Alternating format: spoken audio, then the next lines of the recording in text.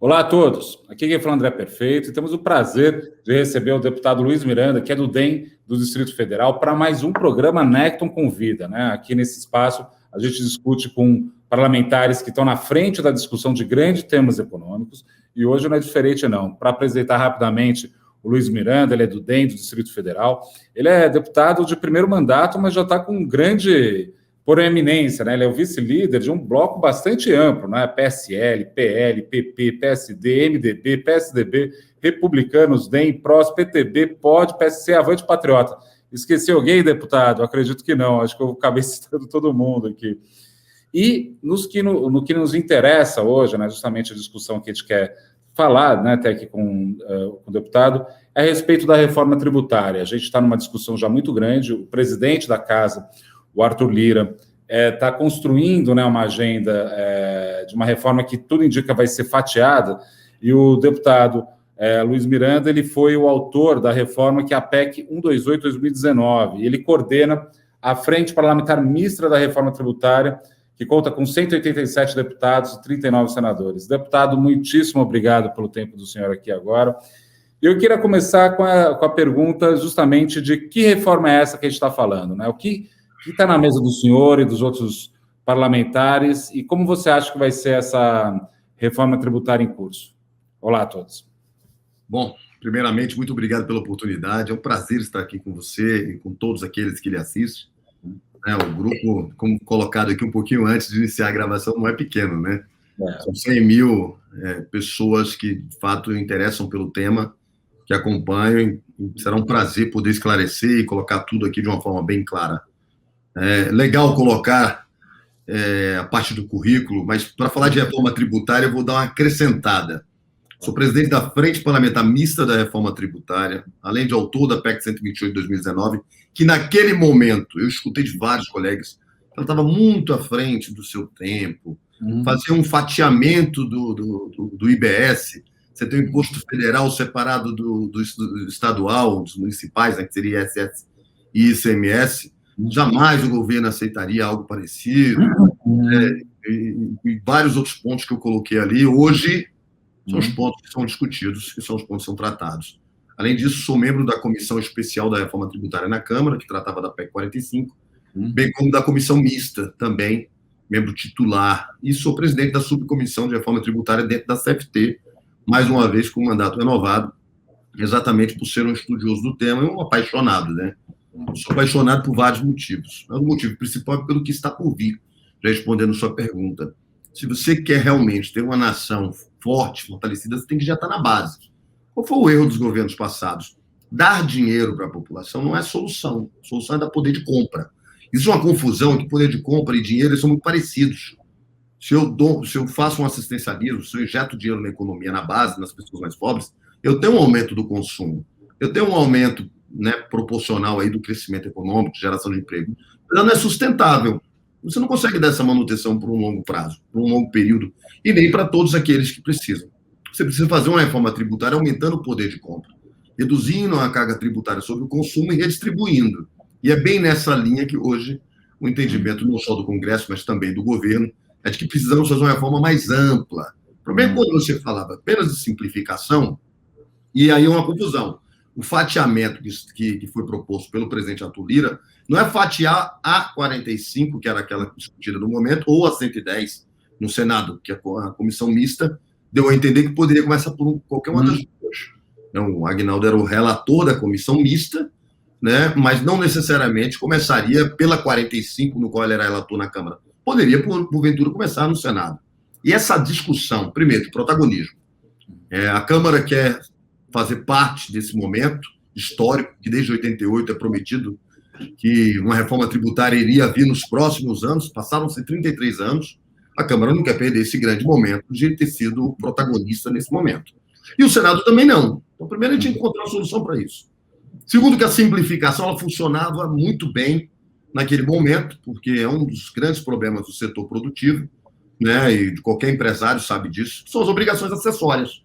Uma simplificação do sistema, uma legislação mais unificada, menos pulverizada, onde cada município tem seu regramento.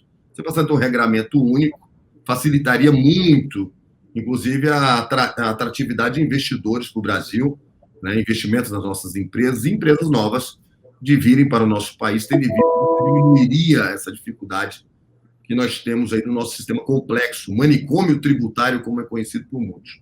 Só que hoje nós temos um problema mais grave, uma inflação, e não tem como acompanhá-la com aumento de salários, é impossível. A inflação hoje, você tem o GPM batendo 30%, onde na ponta, no mundo real, porque os vários índices que incidem para você dizer qual é a inflação do país, não resumem e não são tão transparentes com a verdade da população, que 80% ganha menos dos salários mínimos. Onde a inflação real... Desculpe interromper, deputado, você tem toda a razão nisso, ainda mais num país nosso extremamente indexado, né? Esse processo de retroalimento, imagina o drama da população, mas só para realmente reafirmar o teu ponto. Não, obrigado pela colaboração e, sem dúvidas, você tem aí 30% hoje no supermercado. Você tem 30% na hora de comprar um carro hoje de inflação real. Hoje o poder de compra da população ele despencou. Você tem uma previdência que atinge a classe média de uma forma mais agressiva, porque você passa a cobrar mais, mas você tirou o poder de compra. Então, esse poder de compra, o que ele faz? Ele vai fazer com que o comércio tenha uma desaceleração. Ah, mas, Luiz, olha a Ibovespa, bateu um recorde mundial. Esse recorde mundial é de expectativa do que está por vir, e não de realidade. Porque se fosse pela realidade, nós temos uma inflação, uma moeda altamente desvalorizada, uma das que mais valorizou no mundo nesses últimos meses, últimos anos, né, muito por conta da pandemia, mas no mundo inteiro, se você comparar com todas as moedas, o real foi o que teve a maior perda de valor, principalmente comparado com os países emergentes, e se comparar com o país do primeiro mundo, então não há como comparar. E você precisa combater isso para você devolver para a população o poder de compra que faz com que a máquina gire.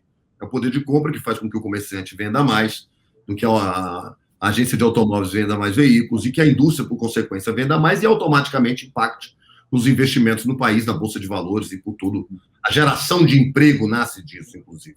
Né? A pessoa desempregada, que está desempregada com aquecimento do comércio, ela vai ser contratada e agora contratada ela também vai consumir, criando um ciclo virtuoso. Isso fez com que a Casa, a Câmara dos Deputados, o Arthur Lira, bem como o Rodrigo Pacheco, os dois presidentes, entrassem no entendimento de que precisamos fazer, primeiro, uma simplificação, sim, mas precisamos separar os dois mundos, impostos federais de impostos estaduais, cada casa cuida de um dos, criando uma simplificação, mas vamos precisar de um refis agressivo que dê um reset no país, um fôlego para as empresas, que isso o Senado cuidará, e precisaremos tratar da renda.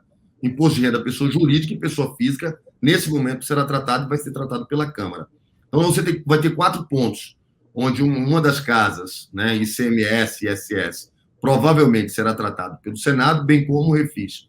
Na Câmara dos Deputados, impostos federais, através da CBS, que é a maioria simples, fácil de aprovar. Por isso que o Guedes bateu no peito e falou bonito, até que ele falou bonito. Está fácil, está simples, vai ser mais fácil, vocês imaginam. Porque a gente vai trabalhar com maioria simples na Câmara para simplificar os impostos federais e nós vamos trabalhar em cima da renda, imposto de renda, tabela de imposto de renda, a melhorar as isenções, criar novas faixas para quem ganha super salários, né, tão criticado pela população, mas também desonerar o imposto de renda à pessoa jurídica. É importante diminuir esse imposto de renda à pessoa jurídica, a exemplo do que os americanos fizeram, que saíram de 35 para 21, talvez não consigamos tanto, mas é importante fazer.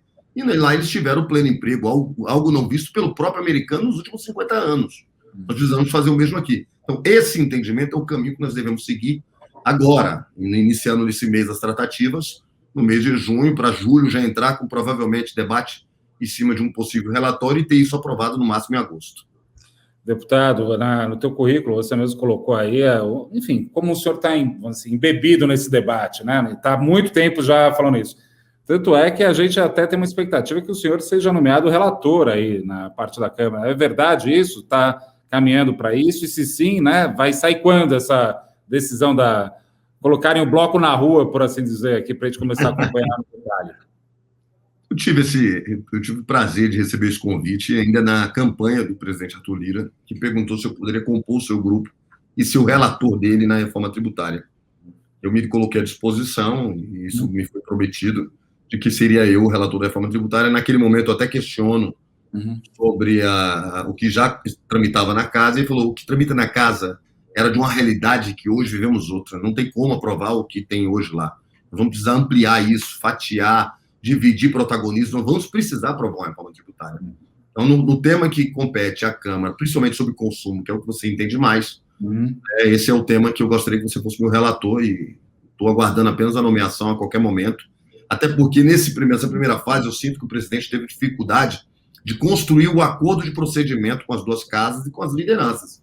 Não adianta você tocar um tema na Câmara dos Deputados, chegar no Senado e ele ficar parado, ele não ser aprovado. Então você precisa ter isso muito bem acordado para que nós possamos fazer, de fato, um belo trabalho, mas que esse belo trabalho seja reconhecido do outro lado.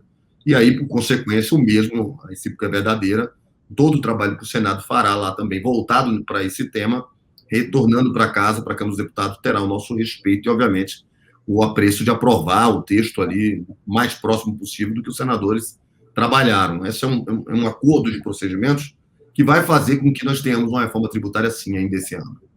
Interessante isso que você colocou, né? Porque a gente ouve a palavra fatiamento aqui na Faria Lima, que a gente está aqui, a corretora fica aqui, a gente fala, ixi, então o capital político está pouco, vamos passar a prestação esse negócio, mas não é disso que se trata, né? Pelo que o senhor colocou, principalmente uma ideia do protagonismo de um tema tão importante que precisava ser alinhavado politicamente entre essas duas casas, de tal sorte que conseguir caminhar da melhor forma possível, para não ficar batendo cabeça depois. É isso no limite, né? Que é o acordo. Né?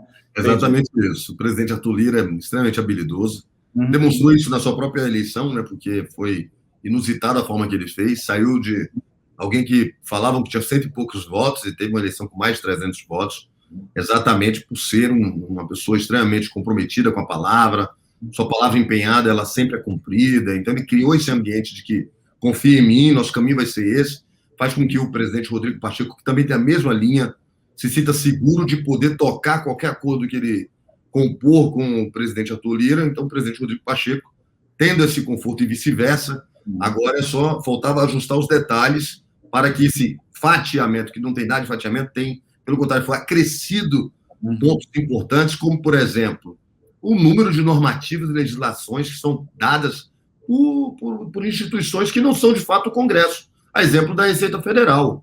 Hoje, eu vi um vídeo rodando nas redes sociais, que é uma grande verdade, um auditor da Receita Federal, numa importação de insumos para a produção interna aqui, ele pode ter um entendimento de tributar um produto que está vindo diferente do que está no documento. E aí multa a empresa, dificulta, a mercadoria fica retida. Daqui a pouco, a empresa muda o seu procedimento, continua a importação, troca o auditor, o próximo diz, não, está errado, vou te multar, porque deveria ter continuado daquele outro lá atrás. Quer dizer, você tem um manicômio tributário que faz você ter um contencioso hoje, pela última atualização, de 5,4 trilhões. Recurso esse que faz falta para os cofres públicos e para a segurança jurídica dos investidores. Então, nós vamos também trabalhar esse ponto. Vamos tentar acabar com essas normatizações, com esses regramentos feitos por instituições e fazer com que o Congresso, de fato, apresente uma legislação mais simples, porém mais objetiva e fácil de ser seguida por todos, que é essa dificuldade que nós temos, que também influencia certamente na sonegação fiscal. Eu não tenho dúvidas que mais da metade daqueles que hoje não contribuem não porque não querem, é porque não entendem o sistema e temem entrar para o sistema e ter o seu negócio literalmente massacrado, porque depois que você entra para a regra do jogo, você tem que seguir uma regra que você não conhece. A maioria dos contadores, eu posso aqui afirmar, 80% dos contadores, se você der uma prova da legislação, não a legislação do Congresso, mas de como funcionam os tributos no Brasil, ele não passa. Quer dizer, como é que pode um especialista não conseguir passar numa prova da matéria que ele assiste os seus clientes? Não passa. Não, você vê o manual de ICMS, é um catatal desse tamanho, 1000 páginas, é um negócio de enlouquecer isso aí. Bem, a reforma, pelo visto, vai bem no sentido do governo, que é liberal, no sentido de tentar mexer na microeconomia, ou seja, na simplificação e as eficiências que isso gera, né? Eu queria entender, colocando um pouco o pé no chão aqui dessa discussão, tem algum cronograma já previsto? Qual é o seu sentimento? Porque a gente ouvindo pela imprensa e por outros canais, enfim, sempre fica muito nebuloso, né? Qual que é o cronograma mais, vamos dizer, factível? Pelo menos hoje. Eu sei que vai mudar depois, deputado, não se preocupa. Não. Mas o que está na mesa tua agora? Ó? Essa que é a ordem. É o mesmo cronograma que eu tinha desde que o Arthur Lira assumiu como presidente. O que a gente sabia é que a reforma tributária ficaria para o segundo semestre, logo no começo.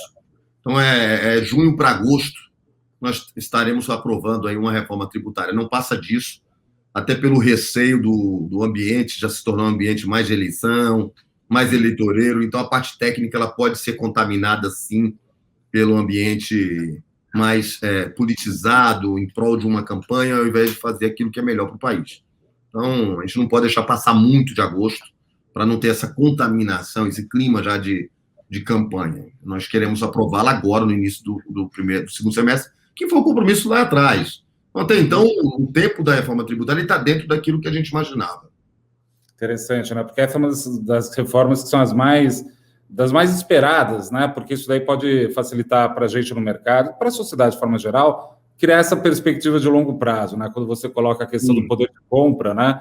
É interessante esse arranjo que você está fazendo no raciocínio, justamente por conta disso, né? Falando da reforma tributária em si, eu entendi que o fatiamento vai ter um refis grande, isso daí é uma novidade interessante para os clientes nossos, fiquem atentos, porque para zerar o jogo, por assim dizer, né? Deixar todo mundo na mesma página, né? Esse refis vai ter que ser particularmente forte, mas tem a discussão do IR de pessoa física e jurídica. Tem alguma coisa que você pode adiantar do teu relatório, que vocês estão imaginando para imposto de renda de pessoa física e jurídica, nessas mudanças? Eu acredito, se fosse ficar comigo essa parte, mas eu acho que a Câmara vai trabalhar renda e consumo em separado. E provavelmente devem escolher o meu nome só para consumo, que é a minha grande bandeira desde que eu vim dos Estados Unidos tratando do assunto. Foi o que me fez apanhar muito em 2019, porque eu fui muito combativo na redistribuição da carga, e aí eu desagradei alguns setores que investiram numa desconstrução provada já até pela própria justiça, que descobriu que existe fake news de verdade. Eu fui o primeiro, né? E depois que eles começaram a apanhar, a justiça começou a apanhar, ela falou, isso existe. Desconstrução de imagem existe. Eu estou falando. Um cara que não responde processo, não nenhum criminal, não tem condenação, não tem nada, sofreu o que eu estava sofrendo, é porque o desinteresse de alguns setores pelo aquilo que eu defendi era muito grande. Então, seria impossível, depois de tudo que eu passei, não ficar com consumo. Para a renda, o que eu sei é que o ambiente para aprovar uma reforma no sentido de mexer na renda, principalmente no imposto de renda da pessoa jurídica, é reduzir a carga tributária para o setor produtivo. Esse ambiente ele é já concreto, né? Tem uma diminuição do imposto de renda da pessoa jurídica, mas, em contrapartida, para a gente combater uma pejotização desenfreada que tem, principalmente de pessoas físicas, seria o retorno de lucros de dividendos. Então, provavelmente, aqueles que gostam de especular e não gerar nenhum emprego vão ter alguma dificuldade em manter fazendo isso sem contribuir. Não que seja ruim. Estou falando aí de uma alíquota de 15%, como já foi no passado, no máximo 20%, mas esse imposto não é um imposto novo, que fique claro. Você retorna com lucros de dividendos, a exemplo da OCDE e tantos outros países sérios tratam esse tema como um tema prioritário, porque com esse recurso, você consegue exonerar o imposto de renda da pessoa jurídica. Então, as empresas, os fundos de investimento, os bancos, que às vezes se preocupam muito com lucros de dividendos, passam a ter uma alíquota menor. Inclusive, na comissão especial da reforma tributária, comissão mista especial da reforma tributária, uma participação do presidente Isaac, da FEBRABAN, ele responde a minha pergunta quando eu coloco para ele o seguinte: se cobrássemos lucros de dividendos no Brasil e desonerássemos na mesma proporção o imposto de renda da pessoa jurídica, o setor bancário aprova isso, o Isaac se manifestou totalmente favorável, porque é muito melhor eu pagar menos imposto sobre a lucratividade de uma companhia e reinvestir esse dinheiro no meu negócio, gerando crescimento econômico para o negócio e, consequentemente, até empregos e renda, e até um aumento do PIB, né, do nosso país. É um trabalho que realmente funciona em outros países do primeiro mundo, mas é impossível fazer isso sem onerar outra área. Uma área que é muito sensível, que a gente sabe que perdeu o controle, é a área de não tributar lucros de dividendos. Ele vai ser importante, porque hoje está afetando a Previdência. Você tem empresas que contratam terceirizados, quer dizer, a empresa ganha uma licitação de limpeza e conservação. Os empregados são tudo PJ. Quer dizer, como é que eu resolvo um problema do país onde eu começo a criar manobras fiscais para arrecadar menos de um lado e na redistribuição da renda eu tenho que ir para cima de quem? De quem não consegue fugir. Esse desequilíbrio, o retorno de lucros e dividendos traria esse equilíbrio. Eu sei que tem muito médico preocupado, mas provavelmente não atinja o simples, né? Então, os que estão dentro de uma realidade que não é pouco, né? O simples passa de 1 milhão, né, provavelmente seriam atingidos. Mas as empresas de lucro real, que fazem distribuição dos seus resultados, para ela não tem grande diferença, porque se ela tem mais resultado, ela distribui mais e a pessoa paga, mas você combate o especulador, você combate o crescimento desenfreado por parte de quem utiliza-se da PJ para poder fugir dos pagamentos dos impostos devidos. Deputado, você foi muito hábil aqui, porque eu comecei a falar de imposto de renda, porque eu queria chegar nesse assunto que interessa o mercado financeiro, que é lucro dividendo. Você já se antecipou aqui, já falou, acho que boa parte. Já senti que você já pegou no ar. Eu já senti onde você queria chegar. Então, daí eu acho que. Mas é que tá, mas eu acho interessante essa discussão. Não acho que. Se for feito, obviamente, tirando do imposto de renda, de forma geral, você mantém a máquina econômica rodando mais rápido e o que vier de lucro e dividendo se cobra. Eu acho que não tem nada nisso. Mas eu entendi que no teu caso você está mais focado na ideia do consumo mesmo, por conta de uma... Mas o PL 3129 de 2019, que é a grande alma dessa tributação sobre renda. Quem quiser conhecê-lo, né, dar uma lida nesse projeto, óbvio, é um projeto bruto, é um projeto que precisa ser tratado, precisa de uma relatoria. Não sei nem se seria ele, porque provavelmente o governo vai querer mandar o projeto dele para que seja relatado, né? Mas o 3129 diz muito ali do que eu penso sobre a questão de tributo sobre renda, né? Imposto de renda, pessoa jurídica e pessoa física. Mas é um tema que eu conheço bastante, certamente terei participação, se tiver uma comissão, certamente irei participar, né? Mas como relator mesmo, eu imagino que a Culira vai me dar o que a gente chama de reforma tributária, né? Que é sobre o consumo, sobre a renda. A gente sabe que ela pode ser trabalhada de forma paralela, mas em separado, sem afetar. Uma coisa não atrapalha a outra. Entendi. Olha, deputado, eu acho que a gente cobriu todos os temas aqui. Eu acho que tem uma agenda muito ampla, que ainda vai ser detalhada, né? Eu acho que eu até queria avançar mais alguns tópicos, mas dado a complexidade do tema e também politicamente ainda está sendo costurado, a gente já conseguiu algumas informações interessantes, né? Esse horizonte de julho, agosto, né? Ali que vai ser realmente aprovado. Essa divisão, o fatiamento, que tem a ver com uma dinâmica das casas, não necessariamente do tema em si, né? Eu acho que isso daí é uma coisa muito importante que a gente já trouxe aqui para discutir. E esse refis grande aí vai ter uma discussão grande. Isso para dizer, deputado, que você não... Da próxima vez, você mais hábil e fazer uma pergunta que eu vou conseguir trazer ainda mais informação aqui para o nosso cliente, mas vou ter que falar com você de novo mais para frente. Então, quero agradecer e deixar espaço aqui para o senhor fazer alguma consideração final, algum tema que você ache, que o senhor acha importante aqui para a gente ficar atento nas próximas semanas, nesse tema da reforma tributária. Bom, quero lhe agradecer imensamente, mais uma vez, agradecer pela oportunidade, falar com um setor tão importante, o setor que realmente é a máquina motriz da nossa economia, né, que faz a nossa economia funcionar. Me sinto privilegiado e honrado. Mas dizer e alertar, não tem a mínima possibilidade de aumento de carga no país. Então, fiquem tranquilos, não terá aumento de carga. O que pode, porventura, ocorrer é uma redistribuição que quem está disposto a investir no país, a produzir, a gerar empregos, crescimento econômico, não seria atingido. Mesmo que, porventura, quer ver um assunto que você deixou de fora, que eles vão te questionar, o IMF, o Imposto sobre Movimentação Financeira.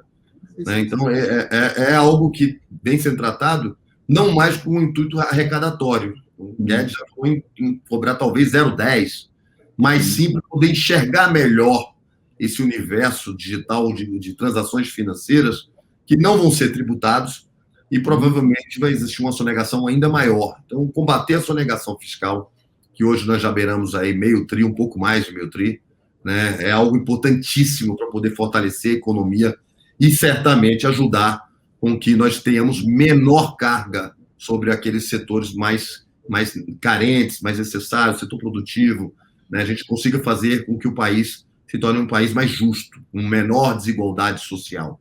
Então, esse combate à sonegação fiscal, à lavagem de dinheiro, à corrupção, ela pode ser feita através do IMF, desde que esse seja utilizado 100% de sua arrecadação, não para aumentar a carga do setor produtivo, pelo contrário, que ele seja utilizado 100% para desonerar, por exemplo, uma folha de pagamento, o que ajudaria significativamente o setor empresarial. A preocupação do setor empresarial sempre, dos investidores, é de que, de fato, esse resultado não venha a ser desonerado dos impostos já são pagos. Então, isso não passaria na Câmara. Então, esse ambiente que a gente vivencia lá, do que passa e o que não passa, hoje não passa aumento de carga, zero chance. A tendência é redução da carga para quem produz, para quem investe, para quem acredita no Brasil, e redistribuição para quem só está especulando. Né? Então, você teria aí um pouquinho mais, e ainda assim não para afugentar, mas criar um pouco mais de equilíbrio, para também não assustar aqueles que gostam de brincar, como eu gosto de vez em quando de brincar, ganha rapidinho, sai rapidinho, entra. Não precisa ter medo, seria uma coisa só um pouquinho mais justa. Sim, né? A ideia da especulação, eu entendi. E sobre o imposto digital, o Paulo Guedes tem sido muito claro a respeito desse intuito, né? Fiscalização. Já deu para entender que não é uma CPMF, é uma outra coisa que está sendo pensado, por aí vai. Bem, foi um prazer falar contigo. Acabamos de falar no Necton Convida com o deputado Luiz Miranda, que é do DEM do Distrito Federal, muito provavelmente o relator da reforma tributária, né? Tudo indica que a gente vai ter esse bate-papo de novo. E para você, cliente aqui da Necton, não esqueça de seguir a gente nas nossas redes sociais e também seguir a gente no Telegram. É isso, até uma próxima. Abraço. Tchau, tchau. Um abraço.